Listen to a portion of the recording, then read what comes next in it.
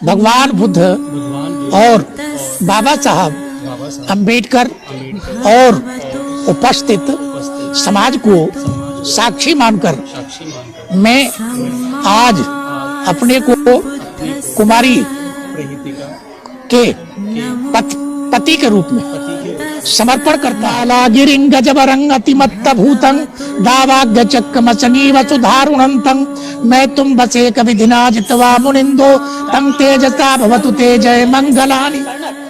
उन्होंने बाबा साहब को चिट्ठी लिखी कि बाबा साहब हम अपने विवाह संस्कार कैसे करें। तो बाबा साहब 12 नवंबर 1956 को उसके पत्र का जवाब, नमाज मत पढ़ो वरना नरक में जाओगे। लोग कहते थे कि हम तो पूरे दिन कुरान हमने पढ़ ली, लेकिन कहीं नहीं लिखा। तुम यहाँ बैठ के कहते हो मुल्ला जी क्या कुरान मत पढ़ो वरना नरक में जाओगे।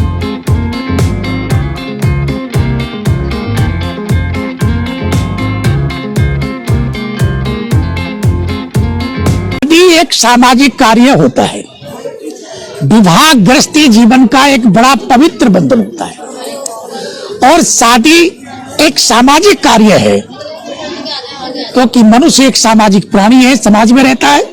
और जब समाज में रहता है तो समाज की दृष्टि में ये बात आ जाए कि ये लड़का लड़की दोनों पति पत्नी हो गए, बस शादी का मतलब यही होता है। अब इस काम को आप कितने ही आडंबर से कर लो, कितने ही साधारण तरीके से कर लो, समझे, शादी वही होनी है, मतलब काम वही होना है। लेकिन ये डॉक्टर बाबा साहब अम्बेडकर की बदौलत आज थोड़ा हम संपन्न हो गए हैं, तो वो पैसा इनको हजम नहीं हो रहा है। अच्छे काम में पैसा खर्च नहीं करेंगे। देखा, ये जो कल्चर डॉक्टर अम्बेडकर ने हमको दिया बुद्धिज्म का, उसे खत्म करते जा रहे हैं और ये नई परंपरा डालते जा रहे हैं। आप थोड़ा यहाँ आ जाओ, मैं तुम दोनों इधर आ जाओ। देखिए, वर और कन्या और उनके माता पिता यहाँ संस्कार स्थल पर उपस्थित हैं। सबसे पहले वर और कन्या और उनके माता पिता अपने जीवन में नैतिकता धारण करेंगे, मतलब नैतिकता का जीवन में पालन करने का संकल्प लेंगे। नैतिकता उसे कहते हैं कि जिसके धारण करने से मन पवित्र हो जाए, वाणी पवित्र हो जाए और शरीर पवित्र हो जाए, वही नैतिकता होती है। तो नैतिकता का जीवन जीने का संकल्प लेंगे पहले, और उसके बाद इस दाम्पत्य जीवन में वर और कन्या प्रवेश करेंगे। तो देखिए, ऐसे हाथ जोड़ के बैठिए। बेटे, ये जो साफा है इसे थोड़ी देर के लिए रख लो यहाँ पर।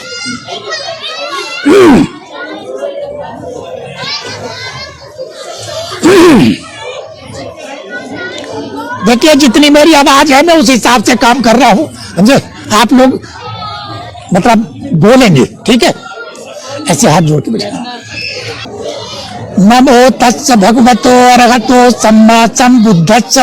नमो तस्य भगवतो अरहतो सम्मा सम्बुद्धस्स। नमो तस्य भगवतो अरहतो सम्मा सम्बुद्धस्स। नमो तस्य भगवतो अरहतो सम्मा सम्बुद्धस्स। नमो तस्य भगवतो अरहतो सम्मा सम्बुद्धस्स। नमो तस्य भगवतो अरहतो सम्मा सम्बुद्धस्स। बुद्धं शरणं गच्छामि, बुद्धं शरणं गच्छामि, धम्मं शरणं गच्छामि, धम्मं शरणं गच्छामि, संघं शरणं गच्छामि, संघं शरणं गच्छामि, द्वितीयंपि बुद्धं शरणं गच्छामि, द्वितीयंपि बुद्धं शरणं गच्छामि, द्वितीयंपि धम्मं शरणं गच्छामि, द्वितीयंपि धम्मं शरणं गच्छामि, द्वितीयंपि संघं शरणं गच्छामि, तृतीयंपि संघं शरणं गच्छामि, तृतीयंपि बुद्धं शरणं गच्छामि, तृतीयंपि बुद्धं शरणं गच्छामि, तृतीयंपि धम्मं शरणं गच्छामि, तृतीयंपि धम्मं शरणं गच्छामि, तृतीयंपि संघं शरणं गच्छामि। तृतीयंपि संघं शरणं गच्छामि। पाणातिपाता भेरमणि सिक्खापदं समादयामि। पाणातिपाता भेरमणि सिक्खापदं समादयामि। अदिन्नदाना भेरमणि सिक्खापदं समादयामि। अदिन्नदाना भेरमणि सिक्खापदं समादयामि। कामेषु मिच्छाचारा भेरमणि सिक्खापदं समादयामि। कामेषु मिच्छाचारा भेरमणि सिक्खापदं समादयामि। मूसा बाधा भेरमणि शिक्षापदं समादयामि मुसावादा वेरमणि सिक्खापदं समादयामि सुरामेर्य मज्जपमादठाना भेरमणि शिक्षापदं समादयामि सिक्खापदं समादयामि तीसरण सद्धिंग पंचशील धम्मं साधुकं सुरक्षितं कत्वा अपमादेन संपादे तब्बं। अब बोलिए साधु साधु साधु। सर झुकाइए, बुद्धं नमामि सर झुकाइए। नमामि देखिए संघं नमामि। अभी आप लोगों ने ये धारण किया, सबसे पहले आप लोगों ने कहा नमो तच्च भगवतो अरहतो सम्मा सम्बुद्धस्स। इसका हिंदी में अनुवाद होता है कि मैं नमन करता हूं तथागत बुद्ध को। देखिए बुद्ध किसी व्यक्ति का नाम नहीं होता, बुद्ध कहते हैं श्रेष्ठ ज्ञान।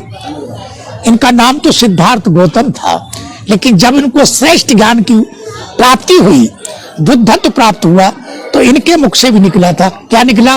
बुद्धं शरणं गच्छामि, कि मैं उस उत्तम ज्ञान की शरण जाता हूं, किसी व्यक्ति की शरण में नहीं जाता। फिर इन्होंने कहा धम्मं शरणं गच्छामि।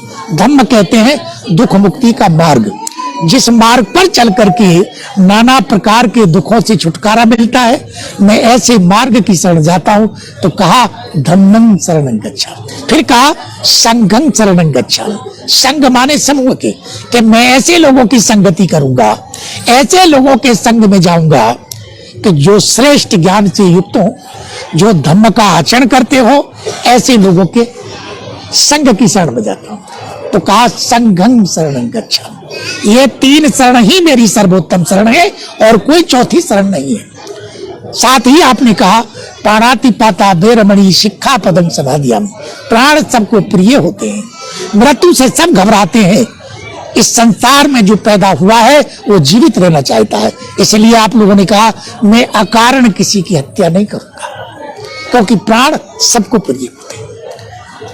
आपने फिर कहा अदिन्ना दाना बेरमणि, बगैर दिए मैं किसी की कोई वस्तु नहीं लूंगा, क्योंकि संपत्ति सबको प्रिय होती है। और संपत्ति प्रिय होने का मतलब वही वैसा ही नहीं। आप ये देख लो कि बिना संपत्ति के होता क्या है, हर कदम पर संपत्ति की जरूरत होती है। तो किसी की मेहनत से उपार्जित संपत्ति को मैं अनैतिक रूप से उसका हरण नहीं करूंगा, अर्थात मैं चोरी नहीं करूंगा, ये प्रतिज्ञा करता हूं।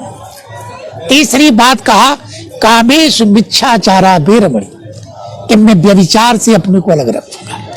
एक पत्नी व्रत पालन करूंगा, एक पति व्रत पालन करूंगी, व्यभिचार से अपने को अलग रखें। क्योंकि जो व्यक्ति व्यभिचार करते हैं वो मानसिक रूप से भी परेशान होते हैं, समाज में उनकी प्रतिष्ठा समाप्त हो जाती है, लोग अपने घरों में नहीं बैठने देते ऐसे लोगों को। दूसरी बात कि आर्थिक हानि भी होती है ना। चौथी बात कि उन्हें ऐसे लाइलाज रोग हो जाते हैं कि जिनका इलाज भी संभव नहीं होता, एड्स जैसी बीमारी बन जाती है। इसलिए बुद्ध ने कहा मिथ्या कामाचारों से अपने को अलग रखना है। चौथी बात कहा मूसा बादा बेरमणि, कि मैं कभी झूठ नहीं बोलूंगा, किसी के साथ धोखा नहीं करूंगा, अपनी वाणी को दूषित नहीं करूंगा। आप ये जानते हैं जबान की बहुत बड़ी वैल्यू होती है, जबान के बल पर लाखों करोड़ों के व्यापार चलते हैं, जबान के बल पर बेटी बेटा पराये हो जाते हैं, और जाकी जबान झूठी हो जाए उसके पास क्या बचा है बोला। पांचवी बात आप लोगों ने कहा सुरा मेरे मध्य प्रमाद ठाना, कि मैं नशा नहीं करूंगा, बीड़ी सिगरेट गुटखा तंबाकू भांग गांजा शराब इत्यादि कोई नशा नहीं करूंगा, क्योंकि नशा करने से बुद्धि का संतुलन बिगड़ जाता है। सही बात नहीं है। संसार में बुद्ध कहते हैं कि नशा करने के बाद जो काम नहीं करने चाहिए ऐसे काम भी करता है, क्योंकि बुद्धि का संतुलन ठिकाने पर नहीं रहता। और बुद्ध ने तो यहां तक कहा कि संसार में कभी तलवार के नीचे गर्दन झुकाने की बात आ जाए तो झुका देना, वो बलिदान की परीक्षा होगी। और कभी आग में कूदने की बात आ जाए तो कूद जाना, वो एक तप की मतलब स्वर्ण परीक्षा। और कभी शेर के सामने जाने की बात आ जाए तो भयभीत मत होना, समझो बहादुरी की परीक्षा होगी। और कभी दारू पीने की बात आ जाए तो मत पीना दारू। बुद्ध कहते हैं सारे पापों की जननी है दारू। जो व्यक्ति दारू पी सकता है वो ऑलराउंडर बन जाता है, वो कुछ भी कर सकता है, फिर कुछ भी कोई भी काम उसके लिए सभी संभव है। ये 5 बातें आप लोगों ने अभी धारण की। आप ईमानदारी से बताइए, इन बातों को जो पालन करेगा वो सुखी रहेगा दुखी रहेगा? सुखी रहेगा ना। और ना करे पालन तो फिर कौन जिम्मेदार है? खुद जिम्मेदार है ना। ठीक है, अब देखिए, अब उपासक जी हैं अपने बेटे के लिए, अपने पुत्र के लिए एक जीवन साथी चाहते हैं, इसलिए वो यहाँ बारात लेकर के आए हैं। अब कन्या के माता पिता यहाँ बैठे हुए हैं, वो अपने पुत्र के लिए एक जीवन साथी चाहते हैं, इसलिए कन्या के माता पिता के आगे हाथ फैलाकर मांगते हैं। तो देखिए, लेने वाले का हाथ इस तरह से होता है और देने वाले का हाथ इस तरह से होता है। ठीक है, देखते रहिएगा। आइए आप आगे बढ़िए। आपकी मम्मी भी आई है? हाँ, बोलो, आ जाओ आगे। अब पीछे हटने से क्या फायदा है, अब तो आप आइए आगे, आ जाओ, आओ आगे। खड़े हो कर लो, खड़े होके चारों खड़े हो जाएंगे। खड़े होके नहीं, खड़े होकर नहीं हो पाएगा, बैठ कोई बात नहीं है। वो जगह थोड़ी सी बैठने में जाएगी, इसलिए खड़े में सारे आ जाएंगे एक साथ ही, हाथ सब आ जाएंगे। कोई बात नहीं, थोड़ा और बढ़ लो आगे। थोड़ा अब ये सीधा हाथ दो, अपना हाथ रखो ऐसे, क्या और सड़क क्या हो आगे को, और सड़क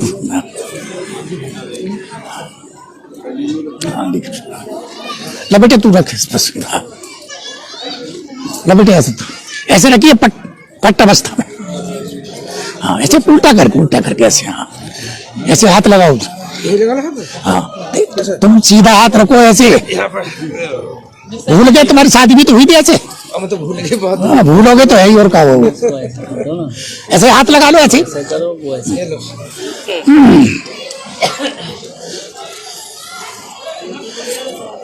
जैसा मैं कहूं वैसा तुम दोनों बोलोगे, इनमें तो कोई नहीं बोलेगा। ठीक है ना?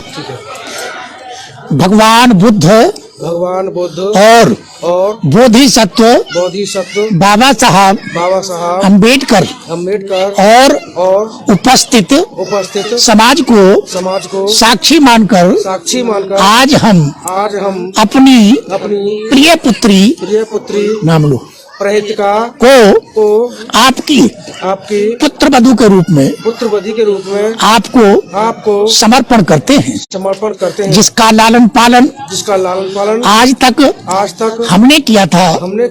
आज हम उस जिम्मेवारी को आपको समर्पण करते हैं। हमें पूर्ण विश्वास है कि आप इस जिम्मेवारी को जीवन भर मन से वचन से कर्म से मतलब अपनाएंगे और इन दोनों को सुखी बनाए रखने में हर संभव सहयोग करेंगे। हमें पूर्ण विश्वास है कि हम दोनों परिवारों का संबंध मधुर बना रहेगा। साधु साधु साधु साधु। अब तुम दोनों बोलोगे, ठीक है? भगवान बुद्ध और बाबा साहब अम्बेडकर और उपस्थित समाज को साक्षी मानकर हम वचन देते हैं कि आप द्वारा जो जिम्मेदारी हमें सौंपी जा रही है, हम उसका जीवन भर मन से वचन से कर्म से पालन करेंगे और इन दोनों को सुखी बनाए रखने में हर संभव सहयोग करेंगे और हमें पूर्ण विश्वास है कि हम दोनों परिवारों का संबंध मधुर बना रहेगा। साधु साधु साधु। बेटे आप बोलोगी, ठीक है? भगवान बुद्ध और बाबा साहब अम्बेडकर और उपस्थित समाज को साक्षी मानकर आज मैं अपने को श्री इनका नाम लो के पत्नी के रूप में समर्पण करती हूँ और उन्हें पति के रूप में स्वीकार करती हूँ। इस प्रतिज्ञा को जीवन भर मन से, वचन से, कर्म से पालन करूंगी। इस संबंध में कभी किसी को शिकायत का अवसर नहीं आने दूंगी। साधु साधु साधु। बेटे आप बोलो। भगवान बुद्ध और बाबा साहब अंबेडकर और उपस्थित समाज को साक्षी मानकर मैं आज अपने को कुमारी के पति के रूप में समर्पण करता हूँ और उन्हें पत्नी के रूप में स्वीकार करता हूँ। इस प्रतिज्ञा को जीवन भर मन से, वचन से, कर्म से पालन करूंगा। इस संबंध में कभी किसी को शिकायत का अवसर नहीं आने दूंगा। साधु साधु साधु। ऐसे हाथ उल्टा करो, उल्टा। हाँ लेना भैया फोटो जो ले रहे हो तुम इस बार से। इच्छितं पतितं तुमिहं क्षिप्तमेव समिज्यतु सभ्ये पूरयन्तु चित्त संकप्पा चंदोपनरतो यथा सभीतियो विभज्जन्तु सब्ब रोगो विनिषदु माते भवतु अंतरायो सुखी दीर्घाय को भव। तुम्हारी चाही हुई सभी वस्तुएं पूर्णिमा के चंद्रमा की तरह पूरी हो और आपके माता पिता और परिजन सभी सुखी और समृद्ध रहें, ऐसी कामना करते हैं। बता पति पत्नी के रूप में माल्यार्पण होने से पहले भगवान बुद्ध बाबा साहब को आप पुष्प अर्पित करेंगे, ठीक है? आइए लेना भैया फोटो। बहुत बढ़िया, बहुत अच्छा, ठीक है बैठिए। हाँ खड़े रहिए ऐसे ही।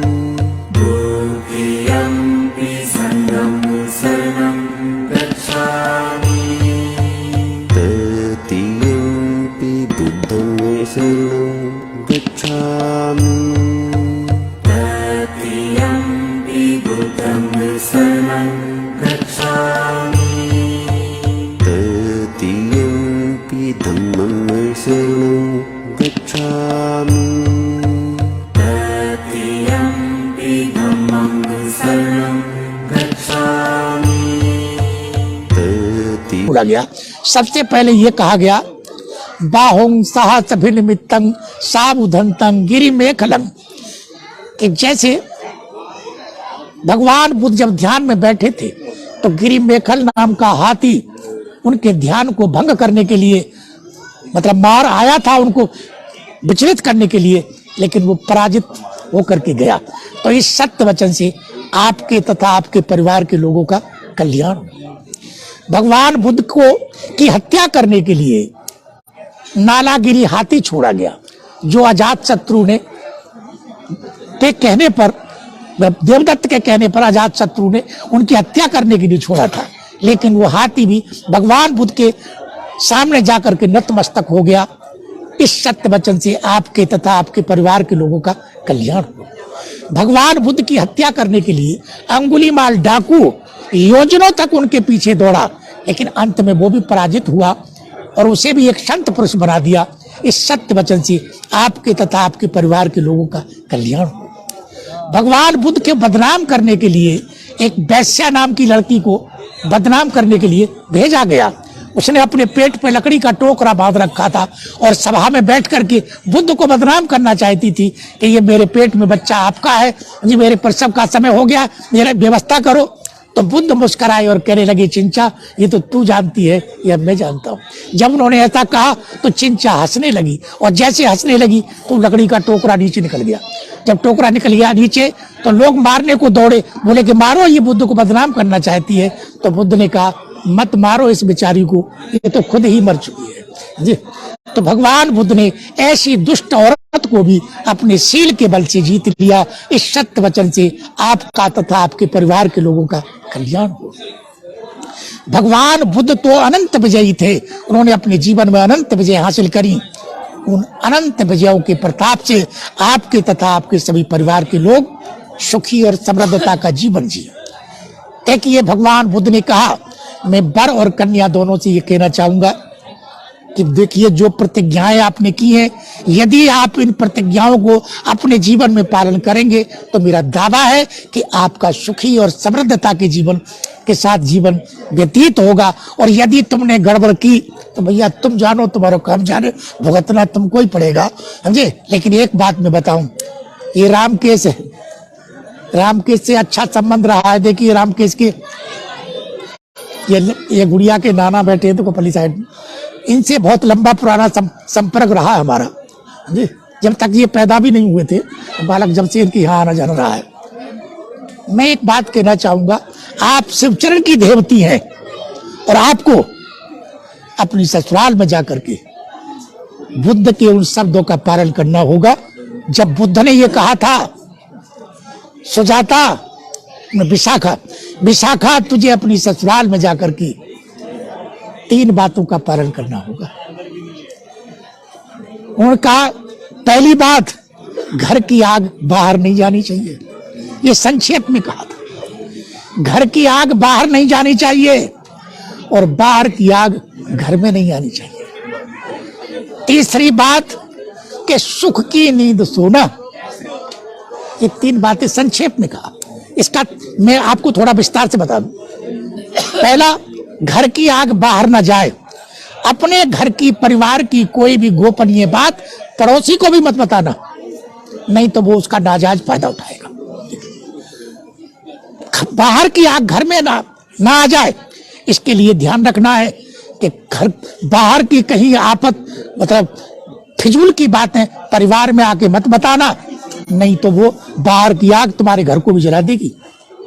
सुख की नींद सोने का मतलब यह है कि परिवार के लोगों की सब व्यवस्थाएं देख करके जब कोई घर की मालिकिन बनती है तो उसका ये फर्ज बनता है कि परिवार के सभी लोगों का ध्यान रखे।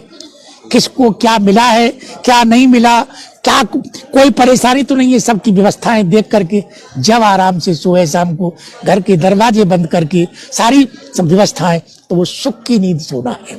मान लो घर में किसी को कोई परेशानी है और जाकर हम सो रहे हैं तो वो सुख की नींद नहीं है। सुख की नींद तो जब है कि जब सारे लोग सुख शांति के साथ अपना जीवन जी रहे हैं जी, तो वो उसको सुख की नींद। एक चौथी बात बुद्ध ने ये कहा कि देते हुए को ही देना। इसका अर्थ ये होता है कि जैसे मान ले तुम्हारे घर पे कोई व्यक्ति आ गया कुछ मांगने के लिए, तो आपको अपने हाथ में वो जिम्मेदारी नहीं लेनी है। आपसे और बड़े हैं परिवार में, आप उनके ऊपर टाल देना है कि घर में और जो कैंडिडेट है भैया उनसे संपर्क करो, मैं नहीं जानती इसमें सब। और जहां आपको ही परिवार में कोई और व्यक्ति नहीं है और आपके ही सामने आ रही है ऐसी स्थिति, तो फिर आपका ये फर्ज बनता है कि ये देखें कि जो ये मांग रहा है क्या ये उसे वापस कर देगा, नहीं करेगा, और यदि कर देगा तो देना है। तो उनका अर्थ ये था कि देते हुए को ही देना, जो लौटा के वापस दे दे उसको देना, और जो आदमी ले जाए और वापस ना करे तो ऐसे को मत देना। तो 4 बातें बुद्ध ने कही। बेटा मैं आपको ये बताना चाहूंगा कि यदि आपने इन बातों का पालन किया तो रामकेश का और रामकेश की पत्नी का गर्व से मस्तक ऊंचा तो होगा ही, साथ में हमको भी प्रसन्नता होगी कि हमारे हाथ से शादी हुई थी, वो दोनों सुखी जीवन जी रहे हैं। और भैया यदि तुमने गड़बड़ किया कहीं तो उसका परिणाम तुम्हें भुगतना पड़ेगा, कोई और तो आएगा नहीं। समझे। अच्छा आप देखिए शादी का काम तो हो गया संपन्न, समझे। ऐसे हाथ जोड़ो, समझे। जैसा मैं कहूँ बोलेंगे आप मत बोलना, ये बोलेंगे सब, आप दोनों मत बोलना। भवतु सब मंगलं विवाह मंगल संपन्नो वरवधू सुखी होन्तु वरवधू सुखी होन्तु वरवधू सुखी होन्तु साधु साधु साधु। अब देखिए दोनों कन्या और वर के जो पिता हैं वो इस अवसर पर धम्मदान देने से पहले एक दूसरे को माला पहनाएंगे, लेकिन माला दो और लानी चाहिए थी ना।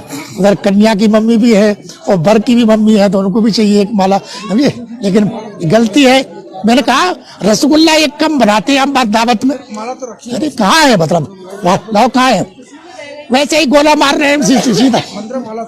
हाँ लो खड़े हो जाओ, लो पहले तुम इस काम को करो, बाद में नंबर आ रहा है। चलो लो करवा देंगे, बाद में करवा देंगे। आइए यहाँ आ जाओ, उधर पीछे लेना भैया फोटो।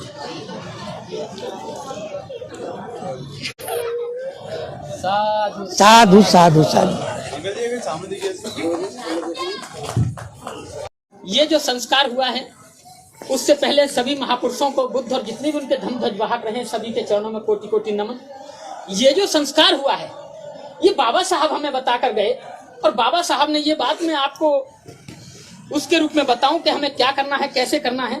ये प्रोग्राम, ये संस्कार कोई नया संस्कार नहीं है, ये आज से 2500 साल पुरानी सभ्यता का संस्कार है। एक व्यक्ति थे महाराष्ट्र के मिस्टर